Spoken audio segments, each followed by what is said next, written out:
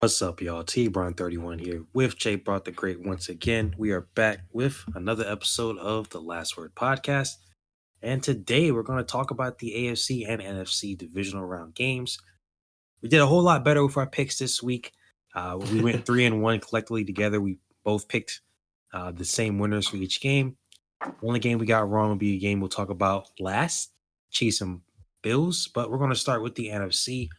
Packers and 49ers, again, we talked about this last week. This is, I wouldn't say a budding playoff rivalry. I mean, these teams have played a lot in playoffs, but it just hasn't been, super recent, not like every single year, but teams have played each other enough. They're familiar enough as far as playoff game goes. And this one didn't disappoint as well. The Niners, they escaped with a win against the Packers 24-21. Yeah, Packers made this one interesting. They made it really hard for the Niners to get this one. They realistically should have won this game. I would say the Packers definitely had moments where they threw this one away. Obviously we joked throughout the regular season that Jordan Love kept Aaron Rodgers' ownership of the Bears intact. He also made sure not to take over ownership of the 49ers. He let them keep that one going. Played a good game for the most part, actually. He hit 200 yards, 2 touchdowns. He did have 2 picks, and one of those picks was horrible, and it was a game ending. It wasn't the worst play of the Packers night, I don't think. It was very close, but the Niners had a pretty good game. Brock Purdy was all right. He had 250 yards and a touchdown, but he threw some passes that should have been picked off. The Packers' safeties couldn't get them in. But the Niners, of course, are just a really good, complete team. CMC goes off with 100 yards on the ground and gets 2 touchdowns. Mr. Inevitable there. George Kittle has had a rocky regular season. He popped off in this game with 81 yards and a touchdown. Jawan Jennings stepped up in the absence of Deebo Samuel, got 61 yards. So the Niners are able to kind of pull together. But it wasn't like they dominated this game by any means. It was only 7-6 at halftime. The Niners got a touchdown on their second drive, and then the Packers had a field goal in their first and a field goal on the drive after the touchdown. And then the Niners missed a field goal, and it went into halftime 7-6, which was kind of a weird score. And from there, the Packers kind of started to try to swing things. They score. They make it 13-7. The Niners answer. It makes it 14-13. We're in a shootout here. The Packers score another touchdown in just 4 plays, a short drive after a pretty good return. And then they go for 2, and they make it 21-14. And it looks like here, like everything's kind of in their wheelhouse. They have the momentum, and then they throw a pick, and the Niners get a field goal, and then we have some punts, and then Anders Carlson, the rookie who has had a pretty rough time all season anyway, and didn't have a great college season, and who Matt LaFleur said that he prays anytime he goes out there to kick the field goal. He misses, and that makes it 21-17 with a lot of time left. The Niners score to make it 24-21, and then on a potential, you've got a 1-minute drive to try to get down and at least give Anders another shot. Jordan Love throws a sidearm crossbody pass straight to a Niner, and that's the end of the Packers season. But this is a good game, a good playoff game. We called the Niners winning it. I did say that I thought Jordan Love, the Packers would be competitive. Aaron Jones had a good game, so I enjoyed this one. This was a fun playoff game. I kind of wanted to see Jordan Love win this one. I think that would have been fun. But as a Panther fan, I was happy to see former player Christian McCaffrey do well. I got a little mixed up there. I think you said what you said. That one might need to be edited. Nah. I'm happy to see Christian McCaffrey succeed. It's good to see him do well. See him get 100 yards and 2 touchdowns in a playoff game. I will be rooting against them as the Lions come into San Francisco. We'll get to that in our later video this week. But this was just a good playoff game. It was good to see the Niners fully healthy in the playoffs, play a good team, and have a fight. It's good to see the Packers still have a lot of life with Jordan Love and Aaron Jones, and that young receiving core is getting pretty good. Somehow I convinced myself that Romeo Dobbs was old. He's not. So they've got a pretty good receiving core to work with. I think the future is bright in Green Bay, and that's what they can come away with here. Jordan Love's decision making has got to be a little better, and I would hope. I feel bad for the rookie kicker, but I do hope that the Packers look for a different option here. Anders Carlson not living up to his brother's success. Yeah, great teams are allowed to have games like this, where things are close. Like the Niners, they're not no amazing team is going to blow out every single opponent. And we talked about this last week. Like, you can't have the Niners, you can't be the Niners and look at what happened to the Cowboys against the Packers the week before and be like, okay, yeah, that's not going to happen to us. We're not going to take them seriously. Like, we can't lose like that. That won't happen. But they didn't really come out all that great, to be honest. And I'm just sitting there like, man, if the Packers, decision making was a little bit better, like obviously when they had them on that second drive, and they went for it on fourth down. Now we can talk about the spots in this game because some of the spotting by the referees, that's Yeah, something that I think that's kind of an underrated thing that doesn't really get talked about. Like, because we can talk about reviews and all that stuff, but like a lot of it just comes down to where the referee spots it. Because then if they spot it and it's short, you got to have indisputable evidence to reverse it. Like it's like a lot. Too much is on where the ref spots it. I yeah, feel like maybe they can do what soccer does. Like I don't know. Like they can have a ball, something in the ball. Like I don't know because I feel like, oh, the referee spots it back, and then you can't reverse it unless you can absolutely be sure that it was spotted incorrectly. Like that's kind of crap to me, because referees obviously they're not always, they can't see exactly down the line of where it should have been. Like we assume, but sometimes they'll get the ball and then they'll just spot it like 2 3 yards, back. And it's like, how do you see that it was that far off? Like I just don't. I don't know. Not saying that killed them this game, but again, like they wouldn't even been in this position. They go for it, they don't get it, and then the Niners get a touchdown on the next drive, and it's just like stuff like that is what screwed them up in this game.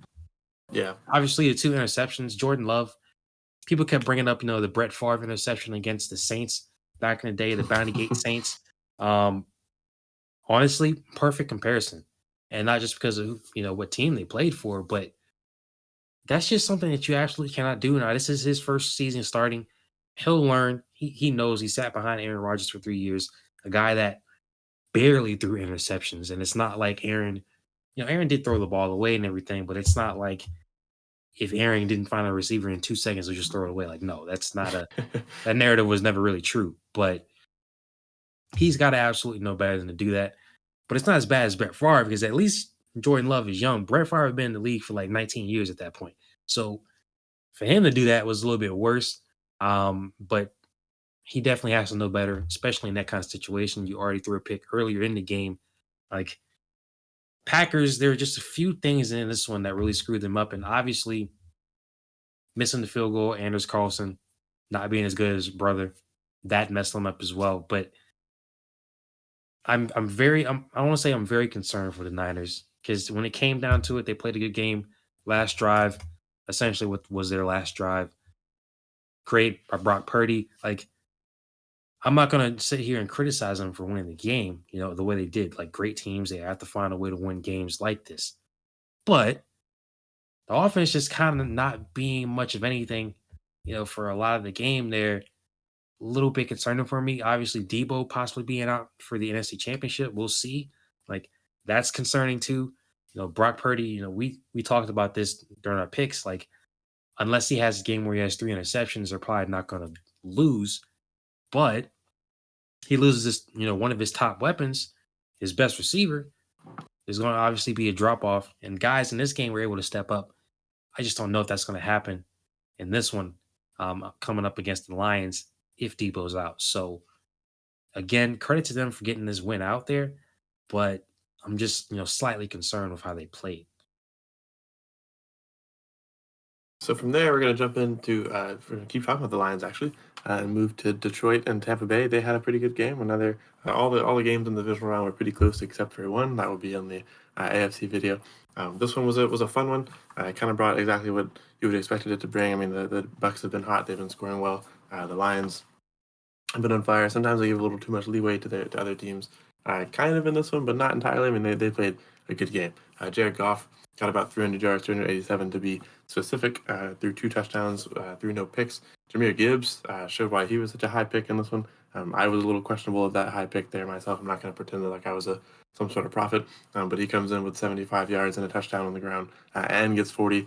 in the air. Amon-Ra St. Brown gets 80 yards in the air and a touchdown when the Lions had it rolling every way they could be. CJ Gardner-Johnson, after trash talking Baker all week, gets a pick. It was a tipped interception. It wasn't like he superly outplayed Baker himself, but he did get an interception.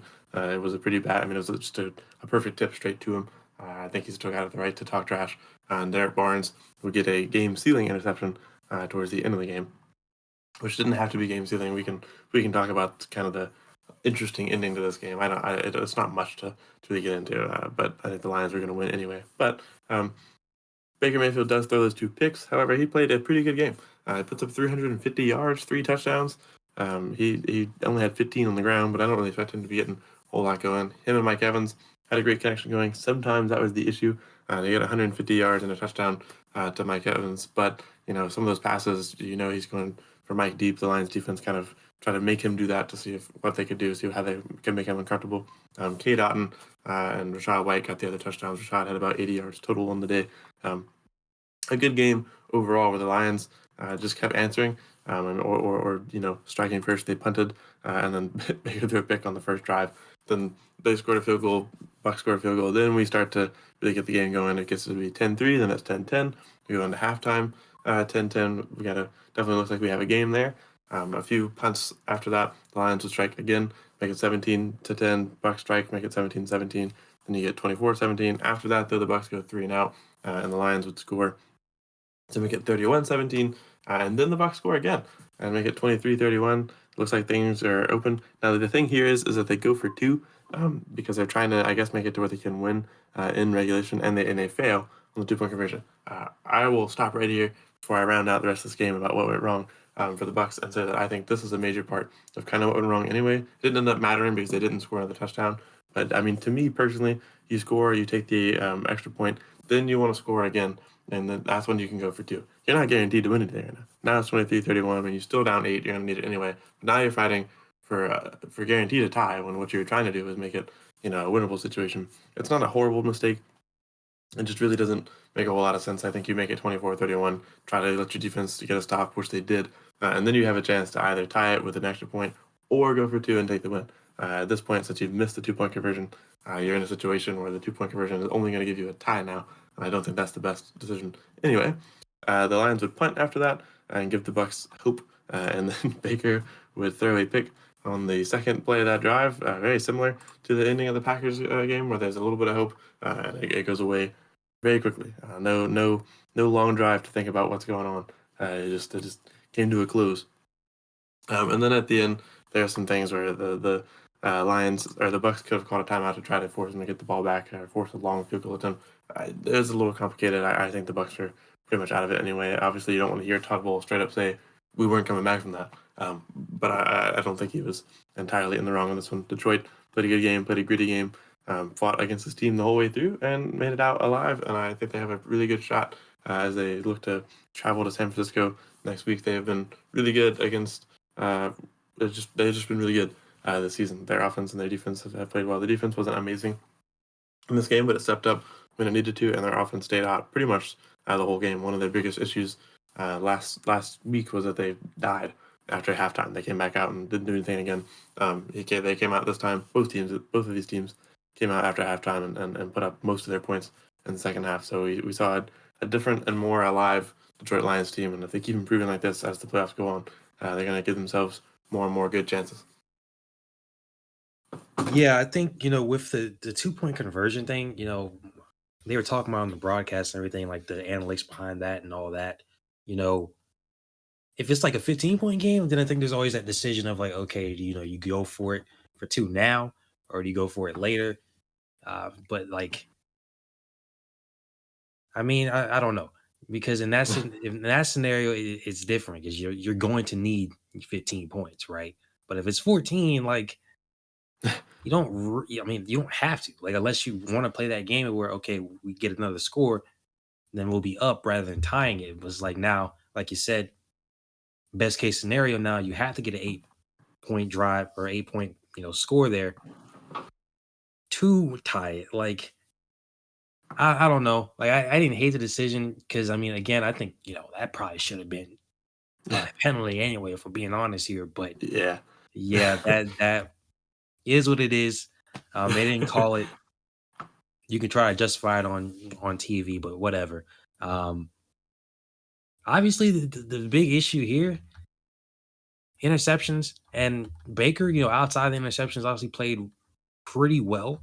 But having an interception so early on, like you said, CJ Johnson in that one was a tip. Again, like he can still talk. Like I'm not going to sit here Yeah. and say like, oh, don't talk trash after you got a pick. But like to sit here and act like Baker threw the ball right to you.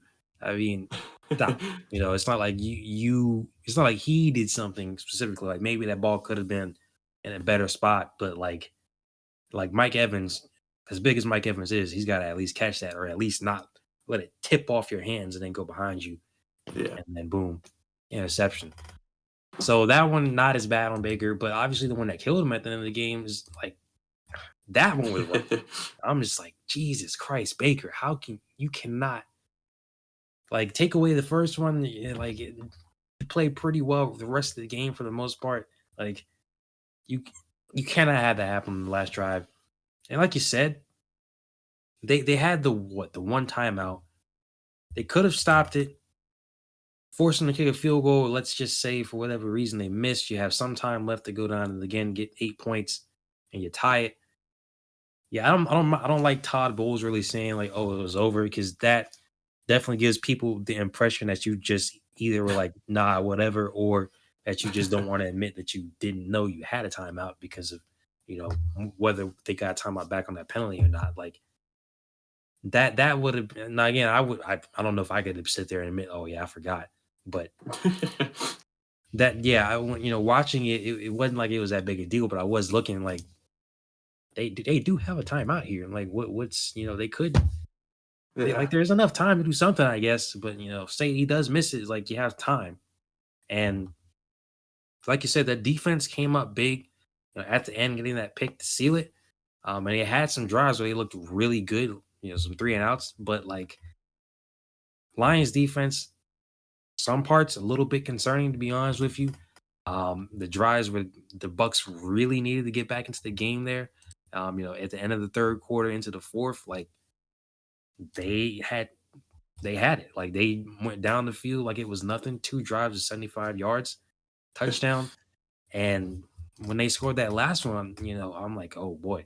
Like yeah, even though the Lions, again, they had been better for pretty much most of the game, I was a little bit concerned there. So kind of funny, the two concerns for the NFC Championship teams, Niners, the offense. Obviously you're missing Debo Samuel. If he's not able to play, you still have George Kittle, Ayuk, Christian McCaffrey. You still got other guys able to step up. But is that kind of shaking Brock Purdy's confidence for a guy that's 95% of the games he's played really well. Detroit, that defense sometimes they can get those interceptions like that. They got guys who make plays. Other times you get those long drives where it seemed like there were pretty much no resistance by the defense. And Jared Goff, again, he's played pretty darn well the past 2 weeks. Like, opposite the quarterback that has played really well, just like him. We'll see how he plays in the NFC Championship game. And if they get to the Super Bowl, is he still going to be that same guy? We'll talk about all that when we get to our picks, but definitely still have to give the Lions credit for being able to reach their first NFC Championship game in a little bit over 30 years.